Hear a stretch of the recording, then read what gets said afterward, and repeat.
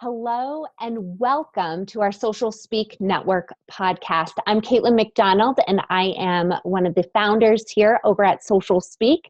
And today we are being joined by Lizzy Harris. Now I am so excited to have Lizzy on the show today. She just recently started her business back at the beginning of 2018. So she is about 9 months in and already has a full roster of clients. So Lizzy is a PR and communications maven with nearly 10 years of experience under her belt. After working in a myriad of organizations from international nonprofits to Fortune 500 companies, she decided to go in it alone in early 2018. Sporting a full roster of clients right off the bat, Lizzy works with companies of all sizes looking to gain visibility in their industry. Having just founded her own communications agency, Lizzy knows how to make an impact in media. Whether it's for clients in blockchain or fashion, Lizzy resides in Denver, where she enjoys all things outdoors with her partner in crime, rescue pup, Steve. So again, I am really excited to have Lizzy on the show here. She is such an inspiration to so many freelancers who have just gotten started. So let's jump on over and say hi to Lizzy. All right, Lizzy, we are so excited to have you on the show today. First off, we'd love to know a little bit about your background and how you got into your current freelancing business. Sure. Yeah. So I'll just take it from the top. So I started my career in PR and communications abroad. I was doing PR and marketing for a nonprofit based in Bangkok.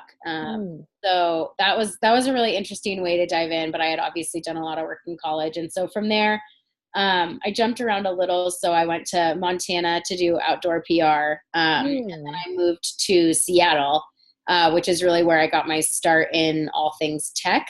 So that agency I was with for a few years, and I actually moved with them as they opened their Colorado office. So I was there for a while, and then I went in-house, and that's kind of when everything just started to become really clear for me.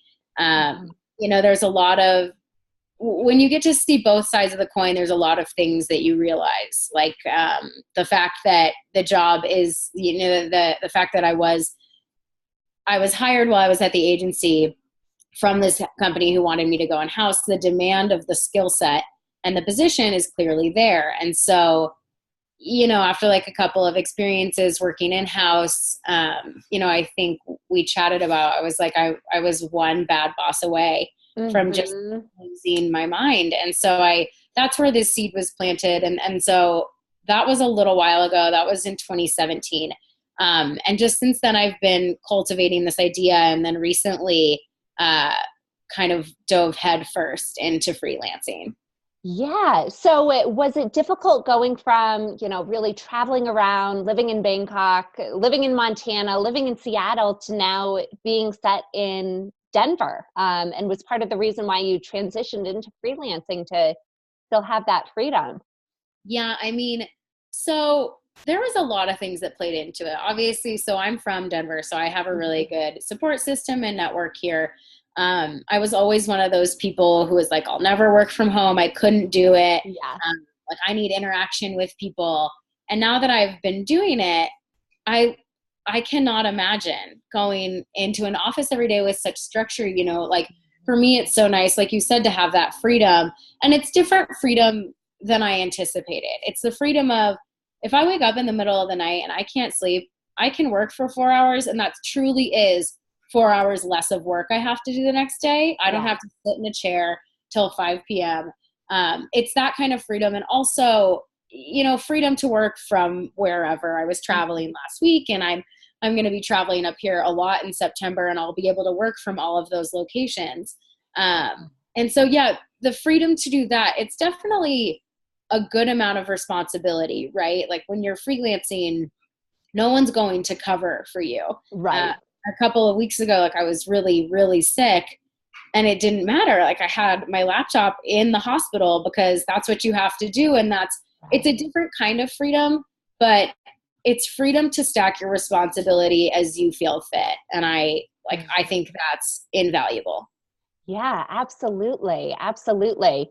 So when you transitioned into freelancing, did you have a plan in place or did you just kind of take a leap of faith? No, definitely no.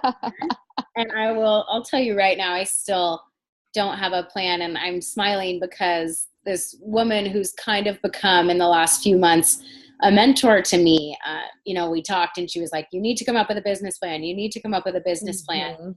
And I have a hard time. I get so in the weeds about the little details of the business, but the short answer there is no, I don't have a business plan. And I'm not even quite sure what I want it to turn into, like right now. So I recently filed my LLC and I actually just got Congrats.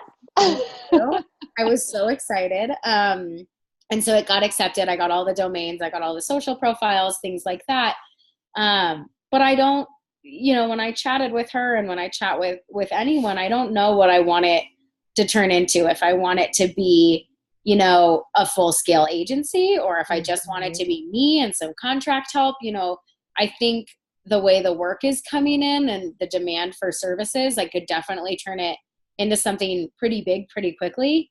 But it's not, I don't have my heart set on that yet. I just know that I needed to make this move for logistical purposes, tax purposes, and to allow myself and to challenge myself to grow this into something, whatever that something may be. Absolutely. I think there's a lot to be said for that. When I started freelancing as well, I didn't know that it was going to turn into a business. And just kind of being okay with how the process goes and the path that you end up following. I think there's a lot to be said for that. And a lot of it too, like when I started freelancing, I was terrified. Yeah. And there's still a lot of that for sure. But, I didn't even then, when I started freelancing, it was like, here's the amount of money I need to make every month so I can eat and sleep and breathe. Yes.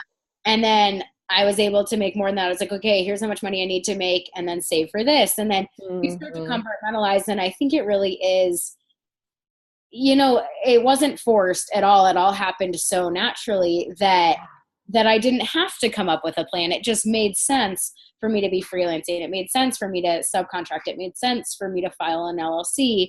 And so I'm hoping that things do continue to fall in like that. Not that I'm resistant by any stretch to determine what I want and to make a business plan, but having been open to the options, it's all turned out thus far quite well. Yes, absolutely. Yeah.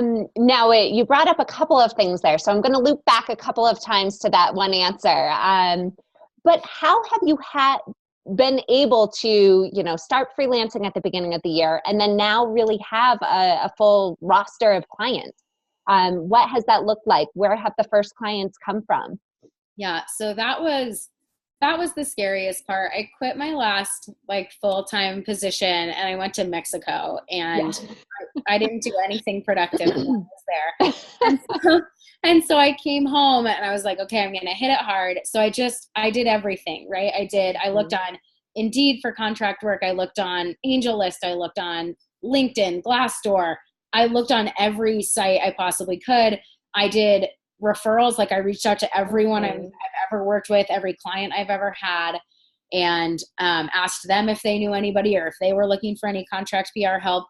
I did cold outreach. So I looked into companies in Colorado and around the country and around the world. We clearly didn't have PR communications because you can tell, right? You can tell by their press releases and their press page and things like that. You either do it or you don't. And I reached out to them. And so, I would say I got back from Mexico and within 2 weeks, I had a full client roster. Yeah. At the time, what I thought was a full client roster because I've doubled what that was. Right.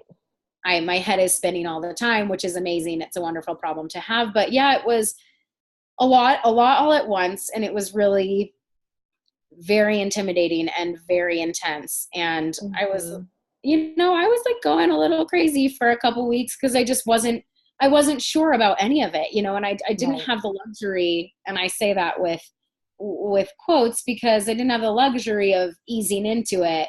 Well, Mhm.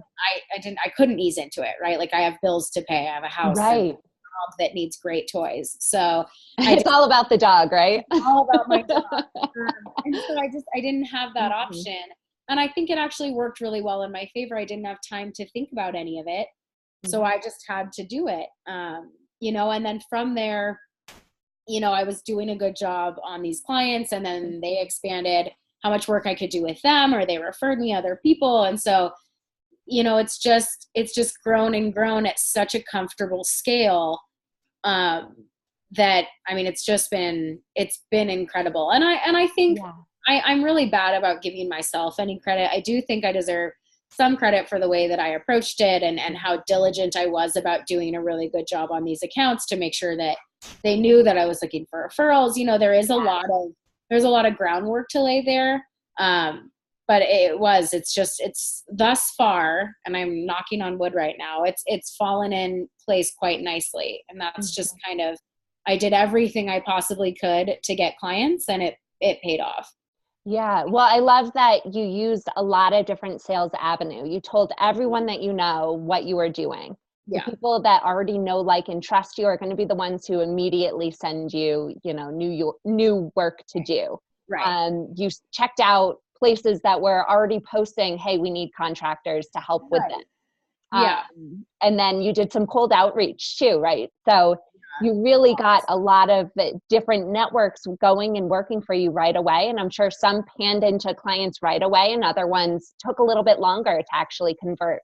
Yeah, Um, and they did. And there's one that I'm talking to who will probably take months, 3 months, yes. 4 months, and won't close until November. But that's okay, because I have, Mhm. it's like, I have such a myriad of clients. Like, I have clients that pay me hourly, I have clients that Mhm. sit on a retainer, I have clients that are project based, I have, and it's like, they Yeah. all run the gamut, and it allows me to prepare, and it allows me to plan. So even though Mhm. that money is not coming until November, okay, what can I do now to either compensate for that if there's a void, or what should I plan to offload by November so I can bring Right. it on, right? Yes, absolutely.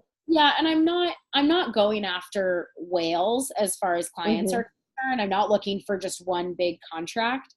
Um, by any means. I'm looking for, but I am, it's important to consolidate, so you're the most efficient with your time, and thus, Exactly. so yeah, it's been good. Yeah, no, that's awesome. Congratulations on all the successes that you've had, and working hard to get there. Yeah. Um, so I'm going to bring it back to that other question that you had answered. And you mentioned that, you knew what you had to make as a freelancer in order to make ends meet and to pay the bills. And we had a great conversation about this the other day. So if you don't mind, can you talk us through kind of the calculations that you did, just so other freelancers who are just starting out know how to think about, what they Yeah. need to make ends meet as a freelancer versus an employee, and things like that? Yeah, absolutely. So obviously, as a freelancer, there's a lot of expenses that you have to take on yourself Mhm. that your company usually pays for. So first, what I did is I added up all my wonderful bills that I have to pay every month, my mortgage, my bills, everything. And I did kind of a min and a max. So I basically was like, this is what I want to be paying on these bills every month. If things really hit the fan, this is the bare minimum that I can pay Mhm. and still, like, not have collections chasing me every day. Yes. This is my min. This is where I would like to be. And then that's just bare minimum, right? Then you have to factor in that everything you make, you should put away between like 30 and 40% for taxes. Mhm. So I'm putting away 40. And so so 40% more, you have to put that away for taxes.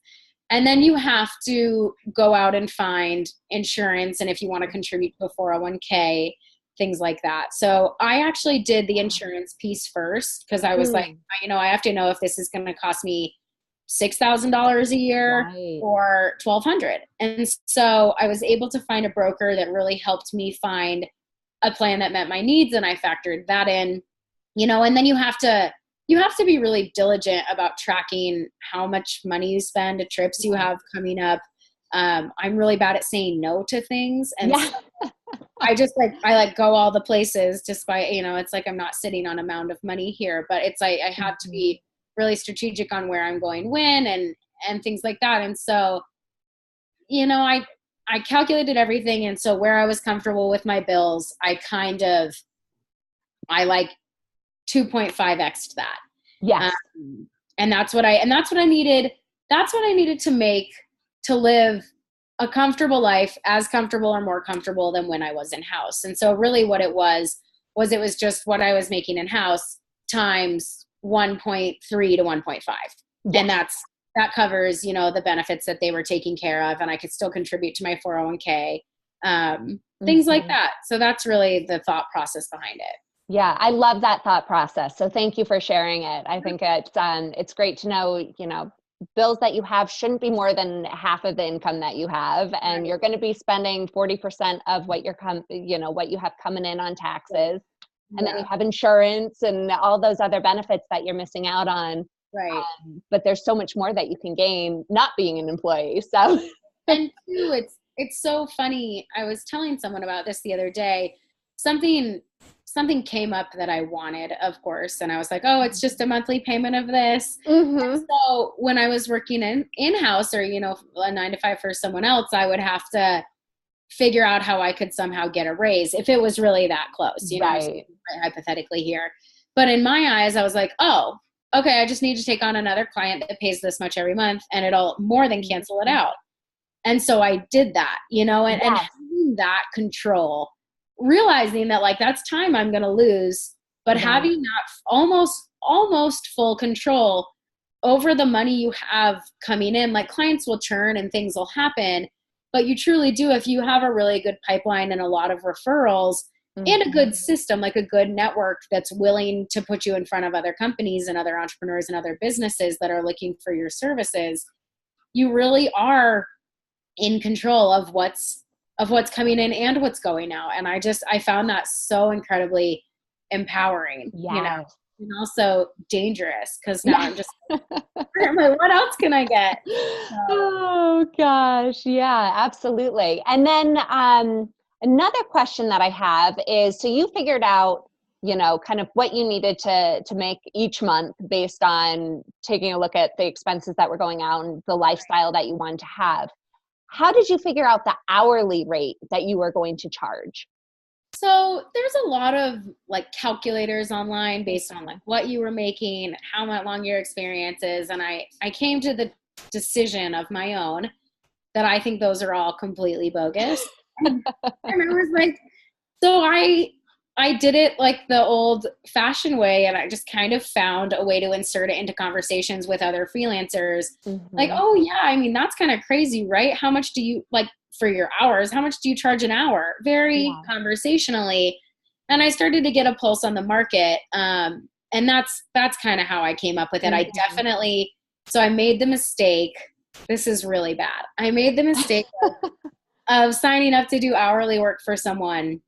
And I asked them for less than half, much less than half of what I am charging now, but this wasn't that long ago, but also what I deserve, right? I knew, and I was in kind of a pinch and I needed this gig really bad. And I knew it the moment I told this person my hourly rate, she thought I misspoke. Oh gosh. I confirmed it and she's like, oh, well, that's amazing. Well, we can do this, and this. And I just knew in that moment that it was an oversight on my part, and it's biting me, because I want to keep a good working relationship. I'm not going to lose that just for some extra money every month, but it is really hard. And I would say for that, I just didn't do my research, and that really took its toll. And it'll come to a point where I'll do good work and we'll have the discussion, and eventually it'll get there.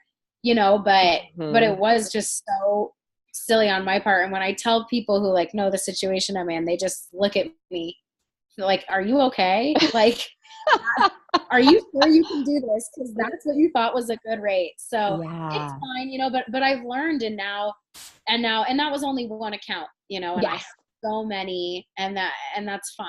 It's a very good lesson that I learned, and I won't ever do it again. And I also will say, I think I could have even gone in over what I'm charging now. And she's still, even if she said that's too much, we would have ended up right around what I want to charge. So I undercut because I wanted the client. Right. And I think if they're talking to you about numbers, you should feel confident in your rate and your ability and the market rate. And you should go in at or above what you need or want. Because you also, something that I found is, like, I work with a lot of startups. The less money someone has to spend on your services, the more they're going to want, because they're scrappy and they're bootstrapped and they're looking at everyone to be their golden ticket. Yes. And especially when you're an outer vendor, when you're a third party vendor, everything you do is fully scrutinized. And so it's like, if this company doesn't have X number of dollars to give to your services every month, make sure you're ready to get put through the ringer, because they'll want everything from you at all hours, no matter what, and so that's also something that I've realized too, that if someone's going to nickel and dime you on the lower end of your range, maybe take a step back and say, like, do I really need this? Because if we're getting into the weeds this much and are we started working together, it's just going to be 10 times worse. Absolutely. That is such great insight and advice for people as they're getting started, or even, down the road. There are so many freelancers that view the rates that people are charging on Odesk or Fiverr, and there's no way that you can live any sort of lifestyle that you want to charging those rates. No, there's no way. And I even looked on participating on, contract sites, and they would put the rate, and then they'd say, and we take a 20% cut. Yeah. Like, this is crazy. I could earn more money mowing lawns. Exactly. And I don't live in a nice neighborhood. Like, it was so crazy to me. And and I like to think of it this way. Like, I think when you meet people and in your courtship in business, or you can apply this to whatever facet you like, but I think in your courtship, that's the best version of themselves. They're putting the best version of themselves and their company forward. Yeah. And it's, dismal as it may sound, it's only going to go down from there. So really evaluate how much you need or want this and how long you're going to be able to take it. Yes, absolutely. Absolutely. And I'm also just going to say, I love that you do retainer work as well, because that frees you up to improve your processes, spend less time actually on the management, and then you still get charged that hourly rate that you want for, whatever that project is, rather than getting more and more efficient and making less and less. Right. And it's nice. Like, I still track my hours for the most part to kind of see. I'm a big believer. I once said that I think that data could solve all the world's problems, but I forgot about the human emotion. But I do like to track, okay, here's what I'm putting in here, here's what I'm getting out of it. And I think too, one, your bookkeeping is 10,000 times easier if you're charging hourly, especially if you have different clients at different rates, which a lot of people do. But two, it goes to show you, okay, so with this type of client doing this type of campaign or launch or what have you, I'm putting this much time in. You just get to be so much more strategic about it. And that's what I really appreciate about it. Yeah. So let's talk about a couple of pieces of advice for other freelancers. And first things first. So you mentioned time tracking. So you must use a time tracking tool. So I'd love to hear what app you use for that, and if there are any other apps that you use could help other freelancers. Yeah. So I'm pretty sure it's just called Time Tracker. Okay. Yeah. And I don't, like I said, I definitely don't do minutes. That's not, I do half hours is the minimum amount of time that I bill. And that's good enough for me, right? Because I'm not logging the time that I'm thinking about it, which I think you could. So I use Time Tracker, or no, it's Time Doctor. I think is what it's called. Okay. I'm pretty sure is what it's called. Yeah. And then what was your second question? Are there any other apps that you use? So as a freelancer, yes. So I use QuickBooks. I'll keep my books. It's completely so easy. Yes. Anyone could do it. I am not I am not a like math numbers person at all. And it's so easy to use. The interface is seamless. So I use QuickBooks. I use LegalZoom. Right? I have lawyers in the family, but I trust LegalZoom a lot. Yeah. And then I'm trying to think of anything else, not specifically. I think those would be the three that I would recommend. Yeah. Great, great. And then last question, are there any, I guess, tidbits of advice? You've already given so much advice that listeners are just going to be able to take and run with. But are there any tidbits of advice that you can give for new freelancers who are hoping to kind of see the same success that you've had in your first year?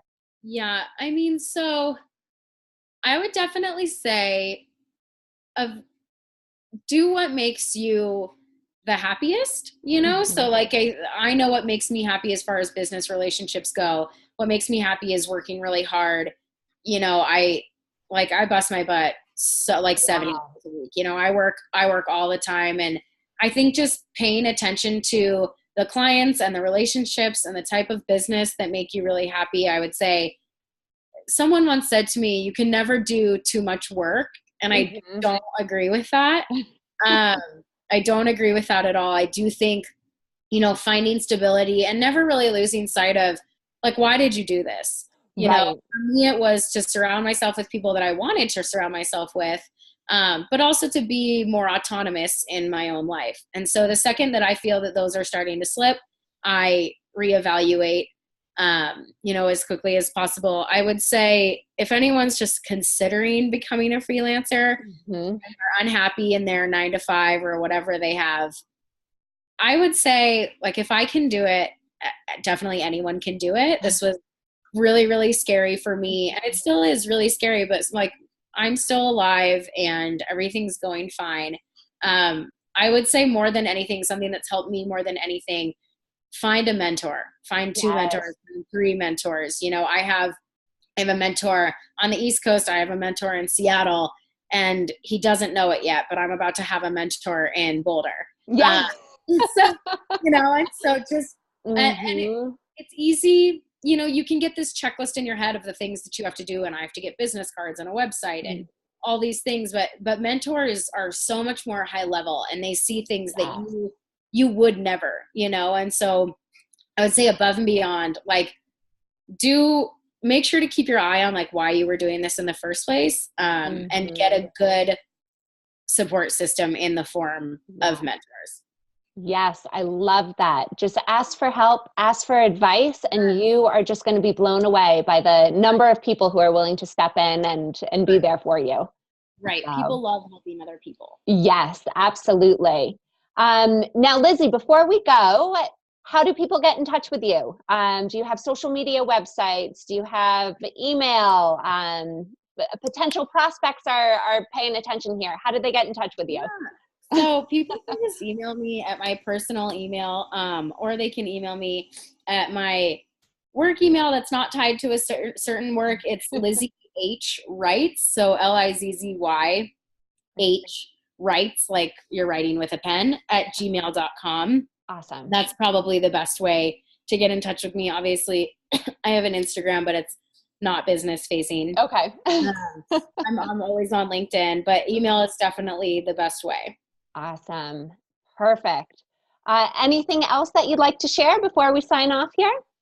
I just really appreciate you guys doing this. This is such a cool, such an empowering thing for people like me to do. I think it's really incredible that I can get and give advice. And I appreciate this. Thank you. Yeah. Well, thank you so much for taking the time today. I really appreciate you as well. Wonderful. Perfect. Thanks, Gavin. Wow, what an inspiration Lizzy is. She has put so much hard work into building her business, and it has paid off. Lizzy shared some great insights into how to make sure you're charging what you're worth, making sure that you are actually thinking about kind of those next steps in the sales process, and gave the great advice of finding mentors. Right at the beginning, you don't have to even know what your business plan is, but as long as you have those mentors who are guiding you in the right direction, you will end up on the right side of things. If you are starting your own freelancing business and want to make sure that you are kicking it off to the right start, I urge you to jump on over to socialspeaknetwork.com/first-month. This is where we have our 31-day freelancing calendar. It is a perfect way to make sure that you are getting a jump start in your freelancing business, making sure that you know what your values are, your passions, and your why, and pairing that with your expertise so that you can find the target market that's best going to benefit from your services. From here, we jump into doing exactly what Lizzy did, telling your network and building referral relationships. These are going to truly transform your ability to have a successful and long-lasting freelancing business. So again, that's socialspeaknetwork.com/first-month. I'm Caitlin McDonald with the Social Speak Network, and you've been listening to the Social Speak podcast. Thank you again, Lizzy, for joining us, and we wish you the best of luck as you continue to grow your business.